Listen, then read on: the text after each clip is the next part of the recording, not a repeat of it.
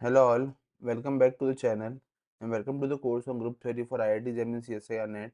Recall in the last few lectures, we have seen about different types of groups and understand the subgroup concept and then cosets and centralizer and normalizer. Now let us start the topic cyclic subgroups, right?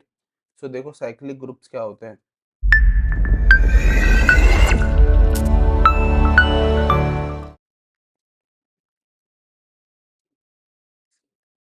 Definition देखो cyclic group समझने से पहले अपने को एक definition समझनी है जो कि है ऑर्डर ऑफ एन एलिमेंट. देखो अभी तक अपन ने ऑर्डर ऑफ द ग्रुप की बात करी थी और ऑर्डर ऑफ द ग्रुप क्या था बच्चों. The number of elements in a group is called the order of the group, right. अब ऑर्डर ऑफ द एलिमेंट क्या है बच्चों. अगर जी एक ग्रुप है, G be a group and a belonging to G be an any element, ठीक है, ये कोई भी एलिमेंट है, ठीक है, then we say A is an order. A is an order of order n if n is the least positive integer. ठीक है, मतलब n एक least positive integer है such that a power n बराबर 1 या फिर e, right. e, ठीक है ना. if binary composition denoted by plus, right. और अगर बाइनरी कंपोजिशन प्लस से डिनोटेड है तो उस केस में क्या हो जाएगा. एन ए बराबर ज़ीरो, ठीक है. But zero is the identity. तो एक तो ये वाली रूल है अगर बाय ऑपरेशन में मल्टीप्लाई है और अगर ऑपरेशन प्लस है तो एन ए बराबर ज़ीरो, राइट. और अगर ऐसा कोई एन पॉसिबल नहीं है, if not possible to find such n, ऐसा कोई एन अगर पॉसिबल नहीं है तो उस केस में ग्रुप एलिमेंट का ऑर्डर इनफाइनाइट ऑर्डर हो जाता है, ठीक है. और इसको डिनोट करते हैं ऑर्डर ऑफ ए या फिर ए कार्डिनलिटी, इस तरीके से. और ऑर्डर ऑफ ए जो है वो 1 होता है इफ एंड ओनली इफ ए बराबर ई, राइट. अगर ए ई के बराबर है तो ऑर्डर क्या हो जाएगा, 1 हो जाएगा, राइट. अब आते हैं मेन टॉपिक ऑफ इंटरेस्ट पे जो कि है साइक्लिक ग्रुप. देखो साइक्लिक ग्रुप क्या कहता है बच्चों कि a group G is called a cyclic group. Group G को साइक्लिक ग्रुप कहते हैं. कब साइक्लिक ग्रुप कहलाएगा बच्चों. If there exist an element, एक एलिमेंट एग्जिस्ट कर रहा है a belonging to G such that every element of G, every element of G can be expressed as the power of A, can be expressed as power of A, मतलब उसकी power में express हो जाता है. In that case A is called the generator. A is called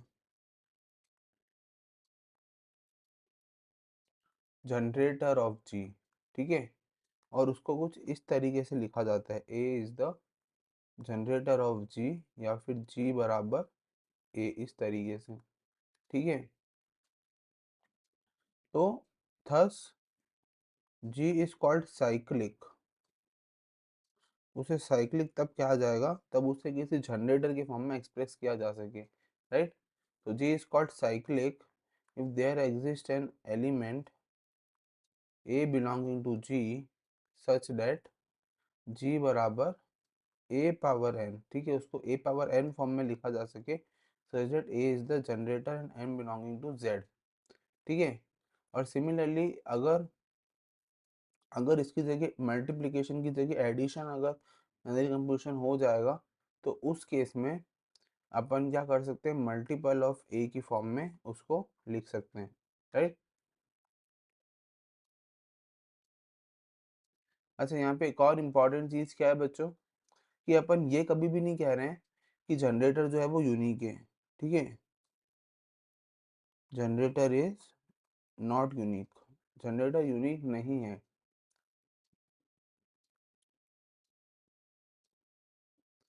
सो अगर अगर ए generator है तो ए इनवर्स भी जनरेटर होगा, राइट। सो देखो एग्जाम्पल क्या है बच्चों, group of integers z plus, ये जो ग्रुप है बच्चों ये साइक्लिक ग्रुप है। कैसे, इसका जनरेटर कितना है 1। अगर मैं इसको 1+1 करता जाऊंगा तो 1+1 2 मिलेगा, 1+1+1 3 मिलेगा, 1+1+1 4 मिलेगा, ऐसे सीरीज अप टू इन्फिनिटी जाती जाएगी और हर एक एलिमेंट जनरेट हो जाएगा ग्रुप z का प्लस ऑपरेशन के साथ में, राइट, z प्लस का, राइट। नाउ ऐसे ही जो ग्रुप है लेट से g बराबर कौन सा ग्रुप, 1 - 1 आयोटा और माइनस आयोटा क्लेविन 4 ग्रुप। क्लेविन 4 ग्रुप भी मल्टीप्लिकेशन के अंदर साइक्लिक है, राइट। क्यों साइक्लिक है बच्चों, क्योंकि देखो आई स्क्वायर, आई क्यूब, आई4, राइट। उसके मेंबर से सारे के सारे 10, तो आई और माइनस आई ये दो ऐसे नंबर से, दो ऐसे एलिमेंट से जो इसके जनरेटर है, राइट। सिमिलरली एक और एग्जांपल देखो,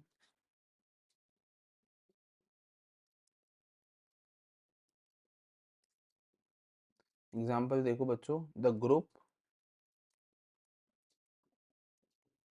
Zn, ठीक है, Zn ग्रुप क्या है बच्चों, मॉड्यूलो n बेसिकली, है ना, Zn, तो Z 1 2 up to n-1, addition modulo n, है ना, addition modulo n where n is greater than equal to 1, right, is a cyclic group है, ठीक है।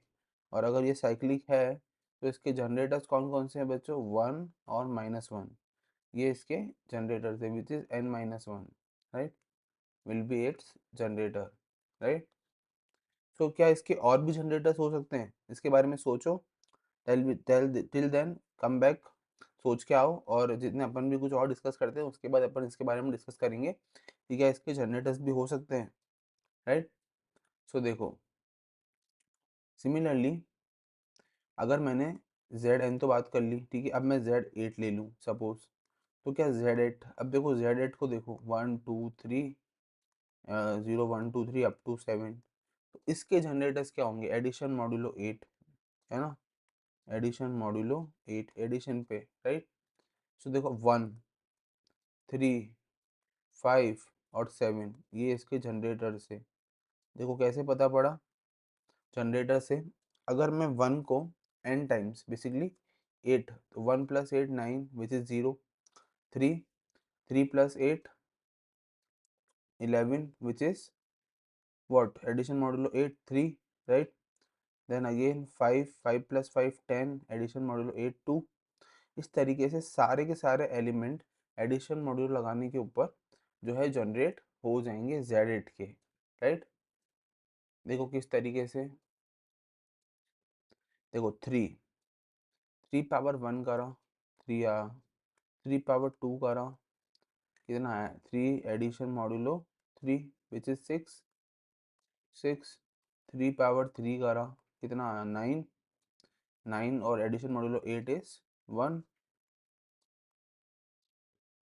ठीक है 1, ठीक है। इसी तरीके से 3 पावर 4 करा, 3 पावर 4 करने पे कितना आया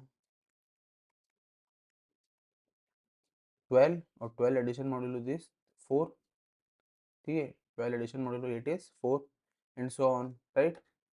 तो देखो जनरेटर एलिमेंट 3, 3 का जनरेटर है, तो 3 से क्या हुआ, पूरा का पूरा ग्रुप जनरेट हो गया, पूरा का पूरा ग्रुप जनरेट हो गया, राइट। और देखो अगर ऑब्जर्व करोगे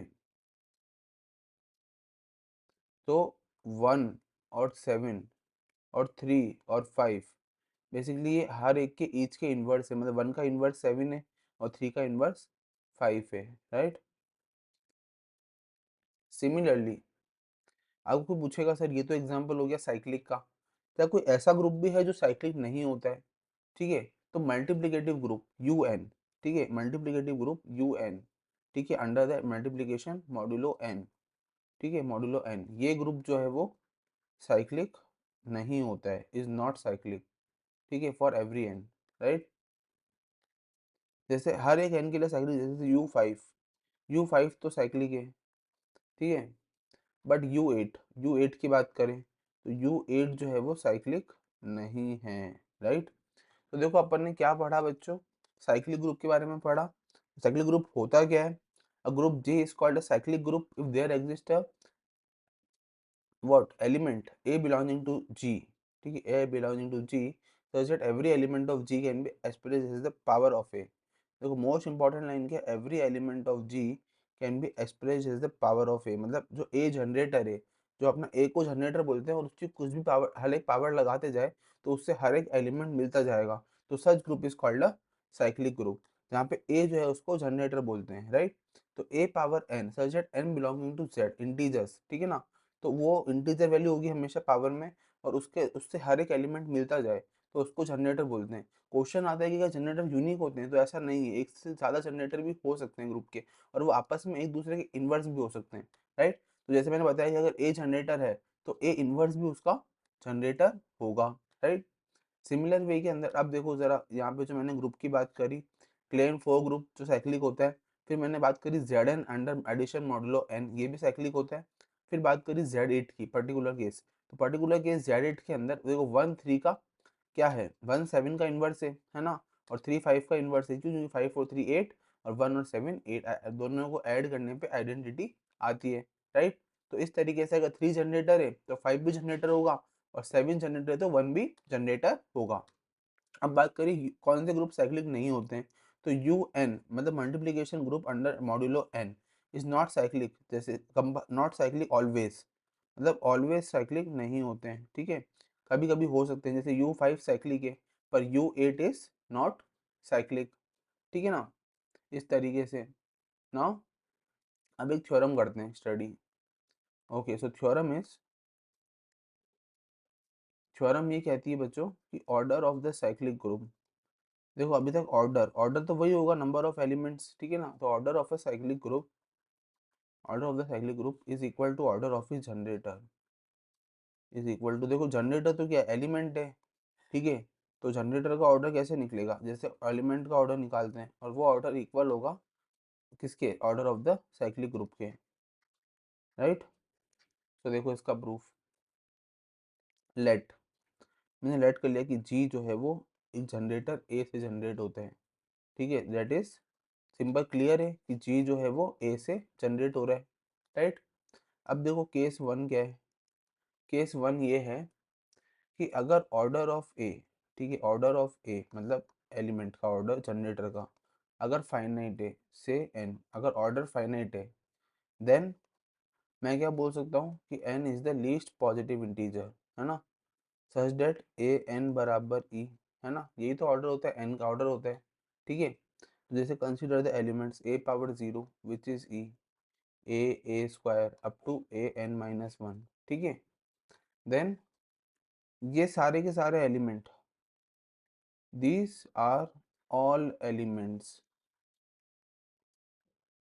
these are all elements of G and are n in number, ठीक है, मतलब n में है, n टोटल नंबर ऑफ कितने पॉसिबल जनरेटर से n नंबर इन जनरेटर, ठीक है। अब सपोज करो कि मैंने क्या करा, कोई भी दो जनरेटर इक्वल ले लिए, ए आई बराबर a j, such that i greater than j, ठीक है, तो मतलब क्या हुआ, ए आई इंटू ए माइनस जे बराबर e, this implies a i minus j बराबर ई, ठीक है। पर मुझे अच्छे से पता है कि आई माइनस जे जो है वो ज़ीरो से एन माइनस वन के बीच में लाई करेगा, ठीक है। तो उसका क्या मतलब हुआ बच्चों कि there exist a positive integer, एक पॉजिटिव इंटीजर हमेशा एग्जिस्ट करेगा i minus j, such that i a i minus j is power a power i minus j is e and i minus j is less than n, ठीक है। तो अगर i minus j less than n हुआ तो ये तो contradiction हो गया ना, अपन क्या लेके चले थे ऑर्डर ऑफ ए को एन, पर अपने पास ऑर्डर क्या आ गया, less than n, which is a contradiction, right. So क्योंकि ऑर्डर ऑफ द वेन तो एन है, राइट, ठीक है, तो therefore no two above elements, है ना, no two of the above n elements are equal, right. So then we can show that G is cyclic generated by A, comma x will be some power of A।